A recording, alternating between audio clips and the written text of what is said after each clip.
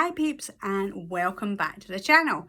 So on today's video, it will be our final in our series for our gamification. In the last two videos, I have shown you exactly the kind of things that I did to get the kids excited. I created this video to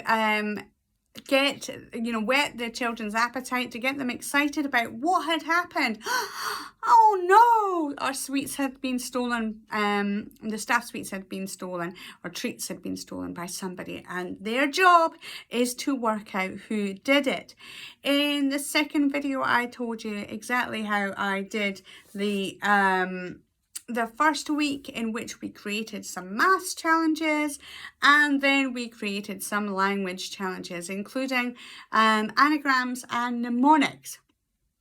In today's video, I'm going to be talking about week 3, where we used a code cracker.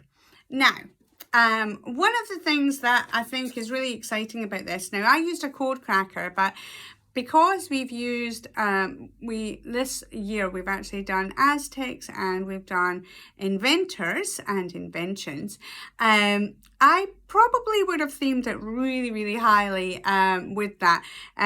Probably creating some sort of, vaccines or microscopes and all different instruments that inventors and inventions inventors had invented, and hopefully they would be excited by that.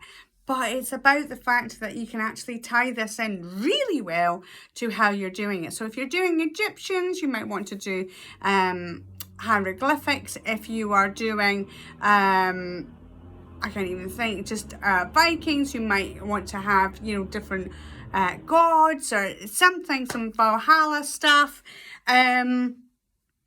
But in mine, I used the Windings. Now, I would use caution when using Windings as a font. It is hard to copy over. I had real issues. Okay, so I've actually got a mild and a medium. One with the, a mild and a medium and a spicy. I think that's how I worked it. Anyway, so on the first one, I've simply replaced your A with 1, B with 2, 3 with C with 3, etc.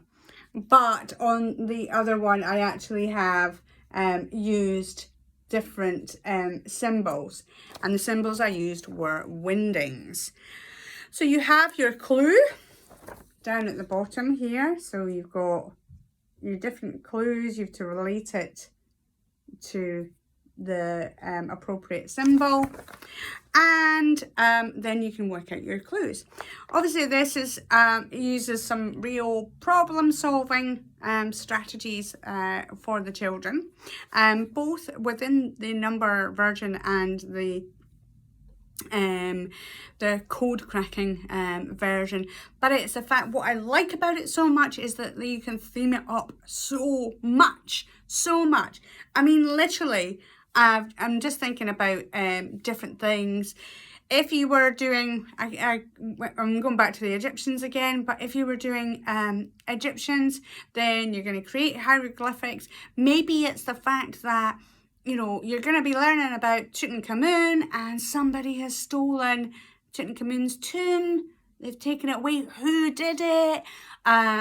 If you are doing, maybe China, you're going to be using Chinese writing. Maybe someone's stolen the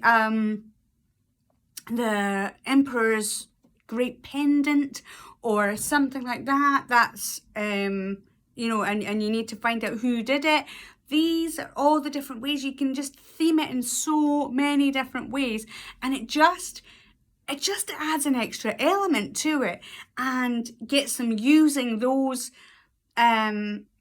skills that they have learned throughout the term, and really pushes on that. So I think, this, although it was probably the most difficult because it was really hard to copy, it was the most fun. But again, if you're using sort of pictures or Chinese writing, as I said before, then it won't be as difficult.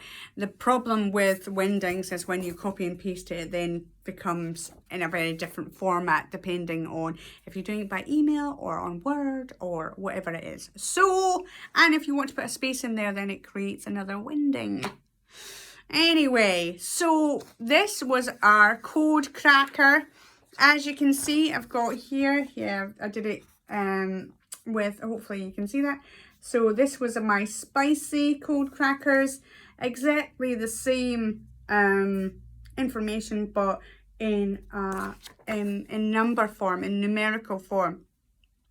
And obviously the reason why I've done it in numerical form is because it's something that's more familiar. But I mean, literally, if they are into the topic, then they will absolutely go for the code, and they'll be really excited about that. So that was week 3. And again, you're filling out, you know, with each clue, you've got your day 11, day 12, day 13, and you've got your different answers that you're looking for, the clues that you're looking for, in order to solve the mystery. Now again, as you're doing it, I remember in the very first time, we had our list of suspects, we had our list of desserts, and we had our list of activities. Once all the children have gone through and, you know, solved their clue, you can then discuss it. Go, well, you know, if we have found out that Mrs. Owen is an amateur baker, but seems to be producing very professional cakes, can we rule her out? Or is there anything in that clue that rules her out? And the truth is, no, there's nothing there that rules her out, but it keeps her in as well. So having that discussion, you know, working out, you know, they'll have their little tick list as well, and having the ownership of it will get them excited, but also it gives you a chance at the end of the day to sort of discuss it and figure out if they're going down the right path, if that's what they were thinking, because you can have an open enough discussion with them to really identify what they found out, what they were thinking. Is there anybody you can cross off? All right. So on week 4, if you remember on week 1, I went with addition and multiplication. And this week I went with subtraction and division. All right. So again, mild was subtraction. Again, I tried to keep it within the decade, as we progress through the week, with some of it going over the decade. So some of it might be, you know, 15 take away 6. So you're pushing it beyond the decade, and that will really help identify if anybody is struggling in that area. I'm sure you'll know it already, but it just helps. It's an extra tool to help you with that. And medium was division. So again, we're talking about sharing, we're talking about dividing up, equal parts. So there is that sort of element of fractions. They'll be able to use the counters, or, you know, the different tools that you have in your class to be able to, you know, if they need the concrete materials to share them out. Okay, again, it's just important that they know exactly where to go to get the tools to figure it out. And the spicy, I've actually gone for coordinates. So it's just pushing those boundaries, and there's some that will be in primary 3, maybe not primary 3, but primary 4, towards the end of primary 4, that might have done coordinates before, and they might know this. But what I had asked them to do, and what I actually created, was I made sure that these are all coordinated, and so they all had like 1 to 20 and 1 to 20 along there. So once they had that, and you might want to further up the school, make them do that themselves. Actually, they have to draw the lines, they have to grid mark it, and then create their coordinates, the X and Y coordinates. And then I had given them, you know, oh, it's 20 along and 3 up. So there we go. Yes, 20 along and 3 up. This must have been 21. So here we go, 20 along and 3 up. And I'd actually put on if it was backwards, if it was diagonal, if it was up the way, down the way, whatever it was. And it would give them the first letter of their clue. And if they'd already found all the clues, then they would know. They would know what it was. But I did, for them, I'd already created the coordinates for them, and I'd given them an answer sheet so that they knew that it was right. Basically, they knew that they could compare it against their own and know which were the correct answers. And if they were missing any, then they were able to find them out. I decided on coordinates for that one.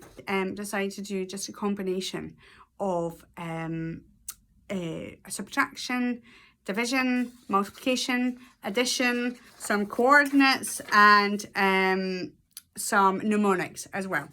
So, and anagrams. So I was able to sort of combine them all and create this sort of a mix-up of all their clues, just a consolidation of everything that they had learned, and knowing that they knew how to go forward from then on. And then we did our reveal video. And in that, I did rope in my absolutely brilliant head teacher. We roped her in, and she did a very convincing act of being extremely disappointed in the actual culprit, which, spoiler alert, it was me.